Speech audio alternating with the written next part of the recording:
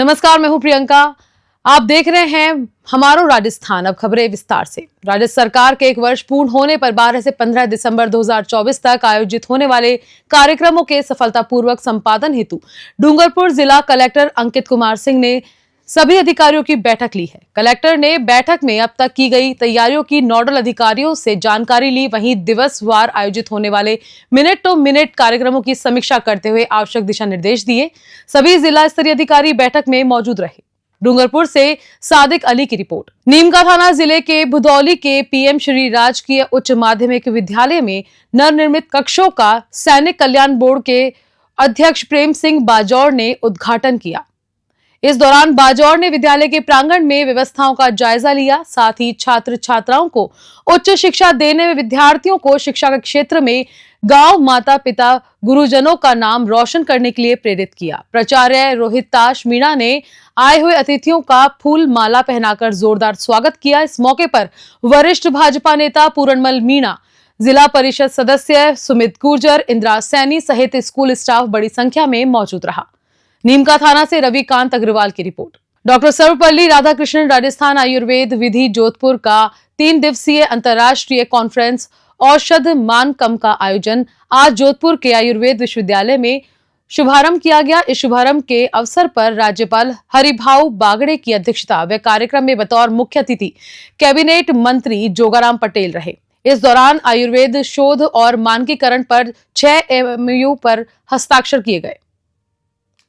कार्यक्रम को संबोधित करते हुए राज्यपाल हरिभाऊ बागड़े ने कहा कि आयुर्वेद के भारतीय ज्ञान को युगानुकूल बनाते हुए इससे जुड़ी दुर्लभ औषधियों का पेटेंट प्रमाणीकरण और इससे जुड़े स्वास्थ्यवर्धक गुणों का आधिकारिक प्रसार किया जाएगा। वहीं संसदीय कार्य मंत्री जोगाराम पटेल ने संबोधित करते हुए कहा कि मुख्यमंत्री भजनलाल शर्मा के नेतृत्व में राजस्थान को विकसित और समृद्ध प्रदेश बनाना है। साथ ही प्रदेश सरकार राजस्थान के विश्वविद्यालयों के सर्वांगीण विकास के प्रतिबद्ध होकर कार्य कर रही है। जोधपुर से ब्यूरो चीफ मनोहर सिंह की रिपोर्ट। श्री गंगानगर जिला कलेक्टर डॉक्टर मंजू ने गुरुवार सुबह गणेशगढ़ में पीएम श्री विद्यालय और डूंगर सिंहपुरा में सामुदायिक स्वास्थ्य केंद्र यानी CHC का औचक निरीक्षण किया। इस दौरान उन्होंने उपलब्ध सुविधाओं और व्यवस्थाओं का अवलोकन करते हुए CHC प्रभारी को निर्देशित करते हुए कहा कि यहां आने वाले रोगियों को राज्य सरकार की मंशा के अनुरूप समस्त स्वास्थ्य सेवाएं उपलब्ध करवाई जाएंगी। गणेशगढ़ के पीएम श्री विद्यालय में पहुंचने के बाद जिला कलेक्टर ने संस्था परिसर का अवलोकन किया। इसके पश्चात उन्होंने kitchen garden, smart class room, library और वोकेशनल लैब का भी अवलोकन किया। कक्षाओं में अध्ययनरत विद्यार्थियों से बातचीत करते हुए उन्होंने उपलब्ध शिक्षा व्यवस्था की जानकारी ली। इसके पश्चात जिला कलेक्टर ने डूंगर सिंहपुरा CHC का निरीक्षण किया। यहां उन्होंने दवा वितरण केंद्र और OPD का अवलोकन करते हुए CHC प्रभारी से आवश्यक जानकारी ली। प्रभारी द्वारा बताया गया कि CHC में रोगियों को चिकित्सा सुविधाएं उपलब्ध करवाई जा रही हैं। श्रीगंगानगर से कृष्ण आसेरी की रिपोर्ट। डीडवाना की गोपाल गौशाला के पास पिछले लंबे समय से नाला अवरुद्ध पड़ा है, जिसके कारण गंदा पानी आए दिन बाहर सड़क पर बहता रहता है। नगर परिषद से कई बार शिकायत करने के बाद भी अब तक समस्या का कोई समाधान नहीं किया गया। स्थानीय लोगों ने आज जिला कलेक्टर पुखराज सेन से मुलाकात कर एक ज्ञापन सौंपा, जिसमें बताया गया कि गौशाला के पास से गुजरने वाली सड़क पर पूरे दिन भारी यातायात का दबाव रहता है, लेकिन इस मार्ग पर स्थित नाले की नगर परिषद कार्मिकों द्वारा सफाई नहीं की जा रही, जिससे नाला अवरुद्ध हो गया है और गंदा पानी सड़क पर फैल गया है। इससे आने जाने वाले राहगीरों को भारी समस्याओं का सामना करना पड़ रहा है। डीडवाना से मोहम्मद साकिर की रिपोर्ट। वो क्या है समस्या, किस तरह का ज्ञापन दिया जा रहा है?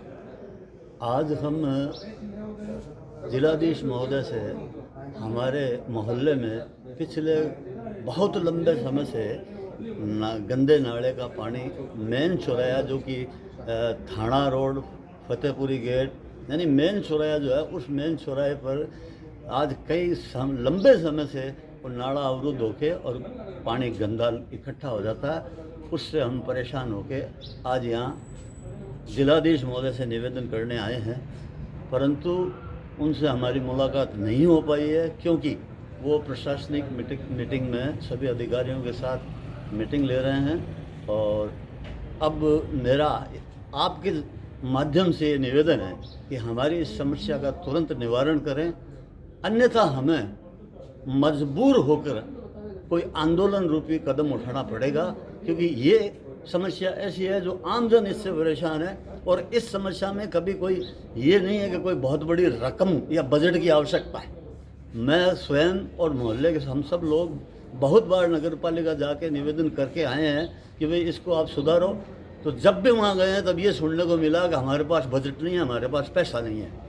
तो ये सफाई व्यवस्था के लिए कोई लंबे चौड़े बजट की आवश्यकता नहीं है, परंतु इसके बावजूद भी ध्यान नहीं देने की वजह से मजबूरन आज हमें यहाँ आना पड़ा।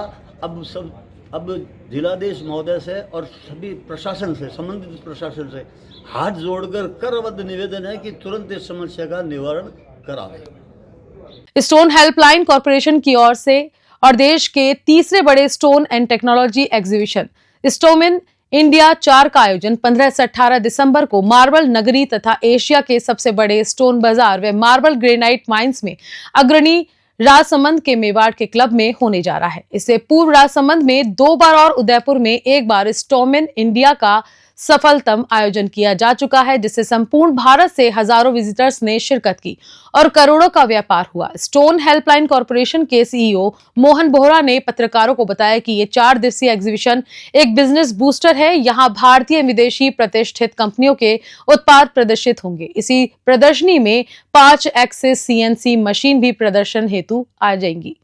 राजसमंद से प्रमोद जोशी की रिपोर्ट।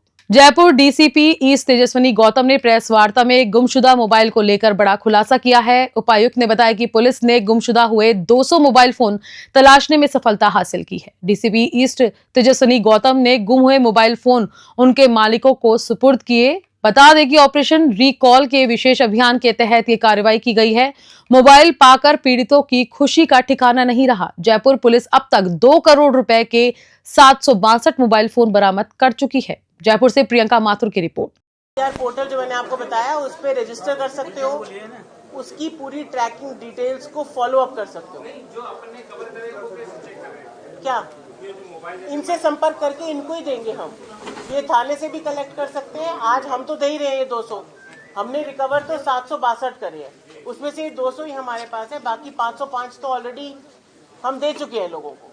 तो जैसे जयपुर के जवाहर नगर इलाके में हुई फायरिंग की वारदात का पर्दाफाश किया गया। डीसीपी ईस्ट तेजस्विनी गौतम ने प्रेस कॉन्फ्रेंस में फायरिंग मामले का खुलासा किया है। फायरिंग करने वाले 5 बदमाशों को गिरफ्तार किया गया। डीसीपी तेजस्विनी गौतम के निर्देशन में कार्रवाई को अंजाम दिया गया। बताया जा रहा है कि आपसी रंजिश में फायरिंग की वारदात को अंजाम दिया गया। जयपुर से प्रियंका माथुर की रिपोर्ट। जवाहर नगर थाना में आपको ध्यान होगा कि दिनांक 29/11 को अच्छा शुरू करूं।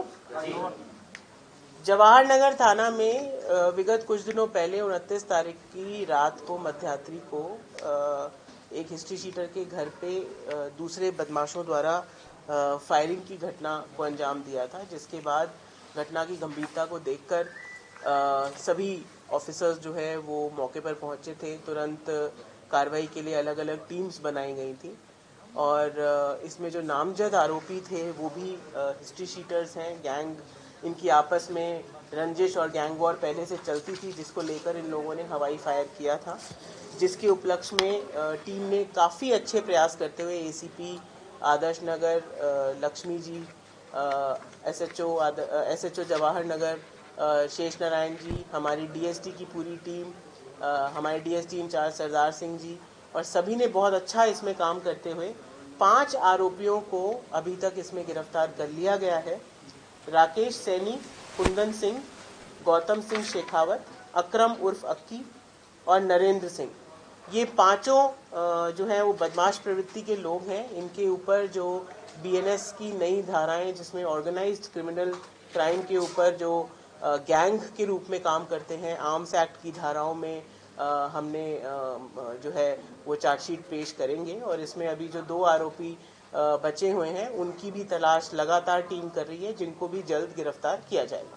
क्या बरामद हुआ है इसमें और इसकी वजह क्या रही थी फायरिंग के पीछे? ये जैसा कि मैंने आपको बताया कि ये दोनों ही जो गैंग्स हैं, राहुल नंदा जिसके घर पे फायर हुई है वो खुद भी एक हिस्ट्री शीटर है और इनकी और ये जो सामने वाले लोग हैं, इन दोनों की आपसी रंजिश की वजह से एक दूसरे को डराने के लिए या गैंग वॉर के उपलक्ष्य में इन्होंने हवाई फायर किया था और लगातार इनसे जो है वो हम लोग इनका पीछा कर रहे थे, फिर ये फरार हो गए थे।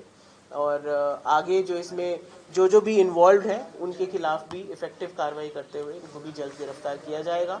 और सिंपल ये है कि भाई कठिन से कठिन जो हमारी लीगल लॉज में जो सेक्शंस हैं उनके अंतर्गत इनको बुक किया जाएगा। ऑर्गेनाइज्ड क्रिमिनल्स के ऊपर, गैंग वॉर के ऊपर बिल्कुल ज़ीरो टॉलरेंस है राज्य सरकार का भी और हमारे सीपी साहब के भी आदेश है। तो कतई इस तरह की कोई भी घटना जो है कभी बर्दाश्त नहीं की जाएगी। बीकानेर से बड़ी खबर आपको दिखाते हैं, जहां ग्राम नौरंग देसर में स्थित प्राथमिक चिकित्सा केंद्र की आज अचानक पट्टियां टूटकर छत से नीचे गिर गई। गनीमत रही कि इस समय कोई कर्मचारी अंदर नहीं था। चौंकाने वाली बात यह है कि यहीं पर 11 बजे टीकाकरण का कार्यक्रम था। ठीक उससे पहले अस्पताल की पट्टियां टूट गई। यही हादसा अगर 1 घंटे बाद होता तो बड़ा हादसा हो सकता था। अस्पताल का काफी सामान, बेड, अलमारी, टेबल, कुर्सी आदि सब टूट गए। इसके अलावा भी कई सरकारी भवन जर्जर अवस्था में हैं, जिससे अभी भी अनहोनी हो सकती है। ग्रामीणों ने प्रशासन को काफी पहले ही भवन की शिकायत की थी, लेकिन सिस्टम की लापरवाही का नतीजा आज पीएचसी में देखने को मिला। ऐसे में बीकानेर जिला प्रशासन व चिकित्सा व्यवस्थाओं पर कई सवालिया निशान खड़े हो गए हैं। बीकानेर से लोकेश बोहरा की खास रिपोर्ट। जालौर जिला मुख्यालय पर भारतीय किसान संघ के आह्वान पर किसानों का महापड़ाव पिछले 17 दिनों से जारी है। आज मोर्चा नारी शक्ति ने संभाला और 5 प्रकार के अनाज से एक कपड़े पर जालौर मांगे जवाई में हक लिया। भारतीय किसान संघ में जिला रतन सिंह कानीवाड़ा व प्रांत अध्यक्ष खीम सिंह ने बताया कि बुधवार को धरना स्थल पर किसानों ने एक कपड़े पर 5 प्रकार के अनाज, मक्की, मूंग, गेहूं, बाजरा व मोट से जालौर मांगे जवाई में हक लिखा और सरकार के विरोध में नारेबाजी कर जवाई बांध के पानी पर जालौर का हक तय करने की मांग की। इससे पहले भारतीय किसान संघ के पदाधिकारियों ने जालौर, आहोर व सायला उपखंड के विभिन्न गांवों में पहुंचकर महिलाओं को महापड़ाव में आने का न्योता दिया था। इसके बाद संघ ने जालौर जिला कलेक्टर को मुख्यमंत्री भजनलाल शर्मा के नाम ज्ञापन सौंपा। जालौर से ब्यूरो रिपोर्ट।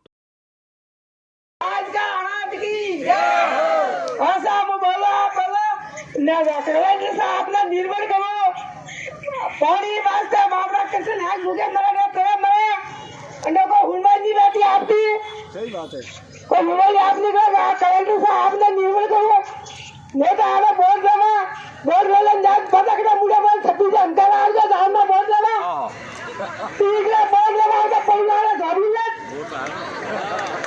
अरे आगे उनका देगा सिंह जी वोट आ करो सरकार बाबरा ने मुझे बोल घर में बैठा ना देख मारे जाना कलेक्टर साहब हुनवाई नहीं करना बाबरा करना सोलर नाम करना धार करना मैंने पूछा मैंने कोई जमा हमारे के नौकरी है मैंने नौकरियां बोले तो मां बाप बैठो कोई हुनवाई को आराम को निर्णय दिया भाई आप आदमी के भाई पानी दहिया न दिया बनवा दो निर्णय तो करोगे निर्णय करना चाहिए।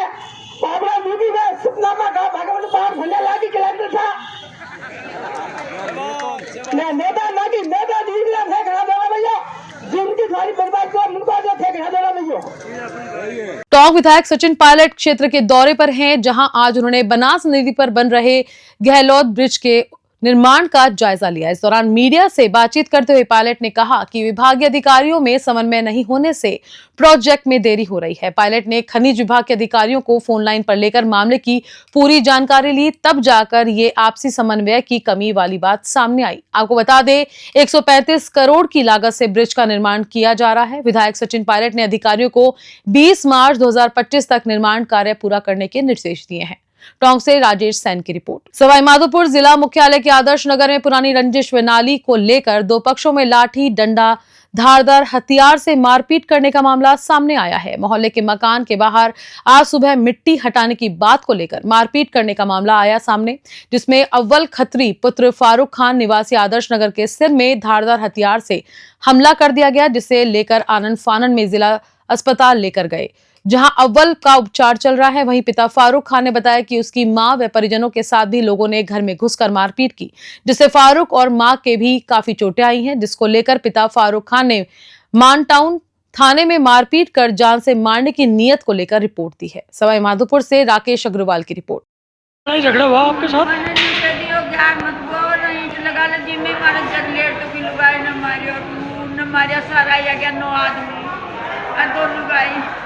बहुत बुरी करी मेरे साथ में, मारा अंगड़ी को आडन को तोड़ गालियो, मारा छोरा को मातो तोड़ गालियो, और सब 9 जना मारे, 2 लुगाया हुआ मुमताज गिरफ्तार नहीं किया इनको। ने और काई भी कोने न्यूका तुम्हारा छोरा विदेश से सब रुपया लगा देगा तो हम मारेंगे और मारी जाग जमी चे जी में रह रहे हुए। क्या पुराना मामला था क्या लड़ाई झगड़े का? लड़ाई काई भी कोने मैंने या किया तू रेती को बुआओ 1100 बंगी ने नाली काटिए, नाली मत बर बस जी में मारो रान कागी ले चल जी मारी कनिया सब तोड़ डाली। क्या नाम है आपका? सईदन। कहाँ रहते हो? आदेश नगर भी में मारा बाढ़ नहीं मार गया मुझको। उनके दिमाग में पुरानी रंजिश ही है सर। बच्चा खड़ा हुआ था, नाली की जरा सी बात थी, उस पर ही लठ दिए हैं। सारा परिवार था उनका, हम तो 2 ही थे, मैं बचा रहा था। मेरे भी चोट आई है, मेरी माँ के भी आई है और पुलिस ने अभी तक गिरफ्तार नहीं किया। उनकी रिपोर्ट और दर्ज कर रही है, इनके दर्ज नहीं की ना। मेडिकल कराने पुलिस आई है, मुझे रिपोर्ट बना के दे दी। मैंने इसको यहाँ लेकर आया हूँ, 2 घंटे से यहाँ भी परेशान हूँ। यहाँ पे कोई वो नहीं मिला मुझे, तो कोई सुविधा मिले। 2 घंटे बाद इसको एडमिट किया है ना, काफ़ी खून निकल गया इसका। मेरी माँ है, अभी मैं हूँ, अभी हमारा मेडिकल भी नहीं हुआ ना। कोई बताता, कभी 172 में भेजता, कभी किस में भेजता, कोई भी हमारी रेस्पॉन्स नहीं दे रहा। मतलब किस मामले को लेकर झगड़ा हुआ है?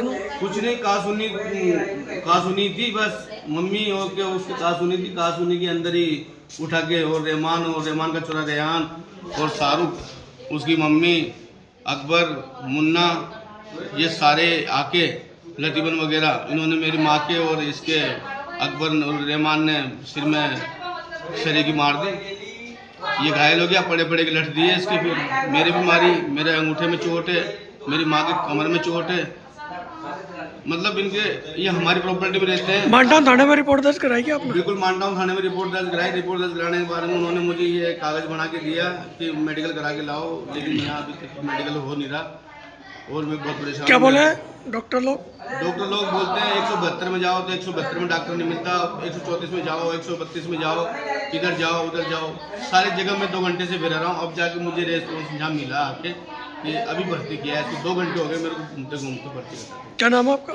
मेरा नाम फारूक हुसैन है। मैं कुछ अपनी मजदूरी करता हूँ।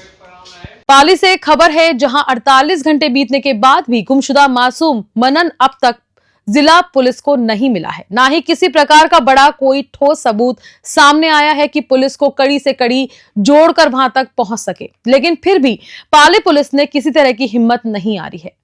गली मोहल्ले में तलाश करने के बाद डिप्टी देरावर सिंह द्वारा स्पेशल टीमों का गठन किया गया, जो कि देर रात से गायब होने वाले स्थान के अलावा अब अन्य थाना क्षेत्र में तलाश का स्तर बड़ा कर दिया है। जहां पर देर रात को थोड़े हल्के क्षेत्र में तलाशी ली गई, तो गुरुवार सवेरे कंट्रोल रूम से पुलिस की विशेष टोली बनाकर सुमेरपुर रोड स्थित भूखंडों पर झोपड़ी बनाकर रहने वाले कंबल बेचने वाले लोगों से भी जनता से पूछताछ की गई। वहीं ट्रांसपोर्ट नगर थाना क्षेत्र के सामने और शहीद भगत सिंह आवासीय कॉलोनी में भी बच्चे की तलाश के लिए टीम तैयार नजर आई।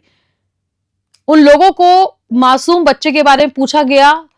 अपने स्तर पर ग्रुपों में फोटो भेजी गई। थाना प्रभारी पान चौधरी उन्हें निर्देशित करते रहे। अब तक की जांच में पुलिस ने स्टेप बाय स्टेप आगे बढ़ते गए।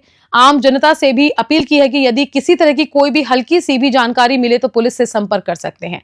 अब तक पुलिस ने लोगों के घर खंगालने के साथ ही डॉग स्क्वाड का भी सहारा लिया, लेकिन फिर भी अब तक मनन नहीं मिल पाया है। तो दूसरी ओर माँ बाप का भी रो रो करके बुरा हाल है कि उनका मासूम पुत्र किस हालत में और किस स्थिति में होगा। पाली से हस्तपाल सिंह की खास रिपोर्ट। राजकीय महाविद्यालय करौली के नवाचार में कौशल विकास प्रकोष्ठ के प्रभारी व राष्ट्रीय कांग्रेस के आयोजक सचिव डॉक्टर प्रीतम मीणा ने बताया कि स्थानीय महाविद्यालय में 16 व 17 दिसंबर को एनईपी 2020 पर राष्ट्रीय कॉन्फ्रेंस का आयोजन किया जा रहा है, जिसमें पूरे देश से विभिन्न प्रोफेसर, शोध छात्र, विद्यार्थी भाग लेंगे। कॉन्फ्रेंस में अभी तक 100 से अधिक रजिस्ट्रेशन कराए जा चुके हैं। वह सभी प्रतिभागी अपने शोध पत्र का वाचन करेंगे। इसमें केंद्रीय विश्वविद्यालय पंजाब के कुलपति प्रोफेसर किरण हजारिका व अखिल भारतीय राष्ट्रीय शैक्षिक महासंघ के राष्ट्रीय अध्यक्ष प्रोफेसर नारायण लाल गुप्ता सहित कई नामी हस्तियां शिरकत करेंगी। वह कॉन्फ्रेंस 2 दिन राजकीय महाविद्यालय करौली में आयोजित होगी। करौली से जीतपाल गुर्जर की रिपोर्ट। राजकीय महाविद्यालय करौली में 16 और 17 दिसंबर को राष्ट्रीय कॉन्फ्रेंस का आयोजन किया जा रहा है और एक बड़े स्तर पर और बहुत बड़ी संख्या में प्रतिभागी हैं जो राष्ट्रीय कॉन्फ्रेंस में हिस्सा ले रहे हैं। पूरे देश से, ओवरऑल सभी स्टेट से प्रोफेसर्स इसमें पार्टिसिपेट कर रहे हैं रजिस्ट्रेशन अब तक जो रजिस्ट्रेशन संख्या की बात करें तो लगभग 100 के आसपास इसमें रजिस्ट्रेशन हो चुके हैं। और हमारी जो राष्ट्रीय कॉन्फ्रेंस है उसका जो थीम है नेशनल एजुकेशन पॉलिसी 2020, राष्ट्रीय शिक्षा नीति 2020 के ऊपर ये कॉन्फ्रेंस की जा रही है, जिसका जो हमारा टॉपिक है national education policy 2020 to promote holistic multidisciplinary and technology led digital education. इस थीम पर ये कॉन्फ्रेंस आयोजित की जा रही है, जिसमें हमारे गेस्ट के रूप में ABRSM के हमारे राष्ट्रीय अध्यक्ष professor Narayan Gupta ji, central university Punjab के प्रो वाइस चांसलर प्रोफेसर किरण हजारिका जी, और इग्नू से डॉक्टर मनरूप मीना जी जो प्रो वाइस चांसलर रहे इग्नू के। इसके अलावा डायरेक्टर हैं इग्नू के प्रोफेसर सतीश मिश्रा जी, वो इसमें गेस्ट के रूप में आ रहे हैं। प्रोफेसर सुशील कुमार बिस्सू जी जो हमारे ABRSM के प्रदेश महामंत्री हैं, वो भी हमारी कॉन्फ्रेंस में गेस्ट के रूप में आ रहे हैं। तो एक बड़े स्तर पर ये कॉन्फ्रेंस की जा रही है और बड़ी संख्या में प्रतिभागी, प्रोफेसर्स, शोध छात्र एवं छात्राएं यहाँ पर अपना पत्र वाचन, शोध पत्र है उसको पत्र का अपना शोध पत्र को वाचन करेंगे। और बड़ी संख्या में यहाँ पर संख्या जो छात्रों की, प्रोफेसरों की है वो आयोजित आने जा रही है। और लगभग 2 दिन ये हमारी कॉन्फ्रेंस 2 दिन 16-17 दिसंबर को यहाँ चलेगी राजकीय महाविद्यालय में। और आने वाले गेस्टों के लिए यहाँ पर एकोमोडेशन की व्यवस्था की गई है और उसको हमारे प्रोफेसर दिनेश मीना जी हैं, वो संभाल रहे हैं, हमारे ऑर्गेनाइज सेक्रेटरी भी हैं। तो एक बड़े स्तर पर इसकी तैयारी चल रही है और पूरा सहयोग, पूरा महाविद्यालय के सभी प्रोफेसर साथी इसमें पूरा सहयोग कर रहे हैं। और पूरी उम्मीद है कि ये कॉन्फ्रेंस एक सफल कॉन्फ्रेंस के रूप में और नई जो हमारी शिक्षा नीति आई है नेशनल एजुकेशन पॉलिसी, इसको एक नई आधार रखेगी और जो हमारी शिक्षा जगत है उसमें एक राजस्थान अध्यापक पात्रता परीक्षा रीट 2024 को लेकर राजस्थान माध्यमिक शिक्षा बोर्ड में तैयारी लगभग पूरी हो चुकी है। इसके लिए बोर्ड ने विज्ञप्ति का फॉर्मेट तैयार कर सरकार को भेज दिया है। अब इंतजार सरकार के अप्रूवल का है। सरकार की ओर से विज्ञप्ति का अप्रूवल मिलने के बाद जल्द ही आवेदन और एग्जाम की डेट घोषित कर दी जाएगी। बोर्ड सचिव कैलाश चंद्र शर्मा ने बताया कि सरकार ने रीट के लिए शासन सचिव की अध्यक्षता में कमेटी गठित की है और 3 बार बैठक हो चुकी है। माध्यमिक शिक्षा बोर्ड को तैयारी के निर्देश दिए गए हैं। शिक्षा मंत्री मदन दिलावर ने कहा कि जल्द ही राजस्थान माध्यमिक शिक्षा बोर्ड को अनुमति दी जाएगी। आवेदन शुरू फरवरी में कर दिया जाएगा। जयपुर से ब्यूरो रिपोर्ट।